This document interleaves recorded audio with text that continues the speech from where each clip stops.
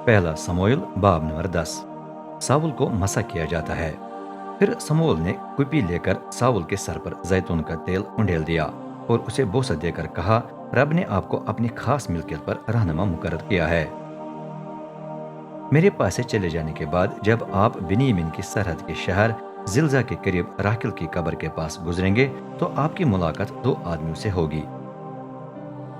वो आपसे कहेंगे, जो गधियां आप ढूंढने गए वो मिल गई हैं, और अब आपके बाप गधियों की नहीं बल्कि आपकी फिक्र कर रहे हैं। वो कह रहे हैं कि मैं किस तरह अपने बेटे का पता करूं।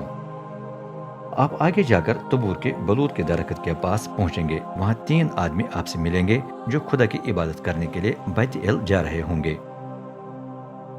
एक के पास तीन छोटी बकरियां, दूसरे के पास तीन रोटियां और तीसरे के पास माई की मशक होगी। वो आपको सलाम कहकर दो रोटियां देंगे, उनकी ये रोटियां कबूल करें। इसके बाद आप खुदा के जिबा जाएंगे जहां फलस्तीन की चौकी है। शहर में दाखिल होते वक्त आपकी मुलाकात नबियों के एक जुलूस से होगी जो उस वक्त पहाड़ी की कुर्बानगाह से उतर रहा होगा। उनके आगे आगे सितार, दफ, बांसुरिया और सरूद बजाने वाले चलेंगे और वो नबूवत की हालत में होंगे। रब का रूह आप पर भी नाजिल होगा और आप उनके साथ नबूवत करेंगे। उस वक्त आप हर एक शख्स में तब्दील हो जाएंगे। जब ये तमाम निशान वजूद में आएंगे तो वो कुछ करें जो आपके जहन में आ जाए, क्योंकि खुदा आपके साथ होगा। फिर मेरे आगे जिलजाल चले जाएं, मैं भी आऊंगा और वहां बसम होने वाली और सलामती की कुर्बानियां पेश करूंगा। लेकिन आपको 7 दिन मेरा इंतजार करना है, फिर मैं आकर आपको बताऊंगा कि आगे क्या करना है। साउल रवाना होने के लिए समूएल के पास से मुड़ा तो खुदा ने उसका दिल तब्दील कर दिया। जिन निशानों की भी पेशगोई समूएल ने की थी वो उसी दिन पूरी हुई। जब साउल और उसका नौकर जिबा पहुंचे तो वहां उनकी मुलाकात मज़कूरा नबियों के जुलूस से हुई। खुदा का रूह साउल पर नाजिल हुआ और वो उनके दरमियान नबूवत करने लगा। कुछ लोग वहां थे जो बचपन से उससे वाकिफ थे। साउल को यूं नबियों के दरमियान नबूवत करते हुए देखकर वो आपस में कहने लगे, केस के बेटे के साथ क्या हुआ? क्या साउल को भी नबियों में शुमार किया जाता है?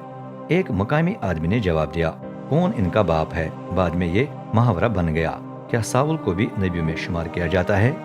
नबूवत करने के इख्तिताम पर साउल पहाड़ी पर चढ़ गया जहां कुर्बानगाह थी। जब साउल नौकर समेत वहां पहुंचा तो उसके चचा ने पूछा, आप कहाँ थे? साउल ने जवाब दिया, हम गुमशुदा गधियों को ढूंढने के लिए निकले थे, लेकिन जब वो न मिले तो हम समूएल के पास गए। चचा बोला, अच्छा, उसने आपको क्या बताया? साउल ने जवाब दिया, खैर, उसने कहा कि गधियां मिल गई हैं, लेकिन जो कुछ समूएल ने बादशाह बनने के बारे में बताया था उसका जिक्र उसने न किया। साउल बादशाह बन जाता है। कुछ देर के बाद समूएल ने अवाम को बुलाकर मिस्पा में रब के हुजूर जमा किया। उसने कहा, रब इसराइल का खुदा फरमाता है, मैं इसराइल को मिस्र से निकाल लाया। मैंने तुम्हें मिस्रियों और उन तमाम सल्तनतों से बचाया जो तुम पर जुल्म कर रही थीं। लेकिन गो मैंने तुम्हें तुम्हारी तमाम मुसीबतों और तंगियों से छुटकारा दिया, तो भी तुमने अपने खुदा को मुस्तरद कर दिया, क्योंकि तुमने इसरार किया कि हम पर बादशाह मुकर्रर करो। अब अपने अपने कबीलों और खानदानों की तरतीब के मुताबिक रब के हुजूर खड़े हो जाओ। यह कहकर समूएल ने तमाम कबीलों को रब के हुजूर पेश किया। पिरा डाला गया तो बिन्यामीन के कबीले को चुना गया। फिर समूएल ने बिन्यामीन के कबीले के सारे खानदानों को रब के हुजूर पेश किया। मतरी के खानदान को चुना गया। यूं पिरा डालते डालते साउल बिन केस को चुना गया, लेकिन जब साउल को ढूंढा गया तो वो गायब था। उन्होंने रब से दरियाफ्त किया, क्या साउल यहाँ पहुंच चुका है?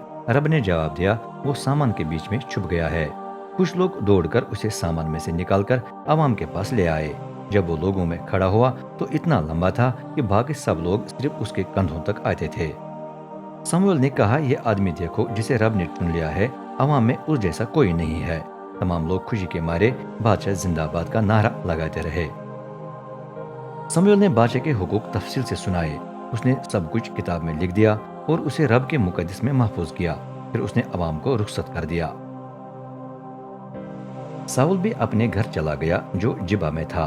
कुछ फौजी उसके साथ चले जिनके दिलों को खुदा ने छू दिया था, लेकिन ऐसे शरीर लोग भी थे जिन्होंने उसका मजाक उड़ाकर पूछा, भला ये किस तरह हमें बचा सकता है? वो उसे हकीर जानते थे और उसे तहफे पेश करने के लिए भी तैयार न हुए, लेकिन साउल उनकी बातें नजरअंदाज करके खामोशी रहा।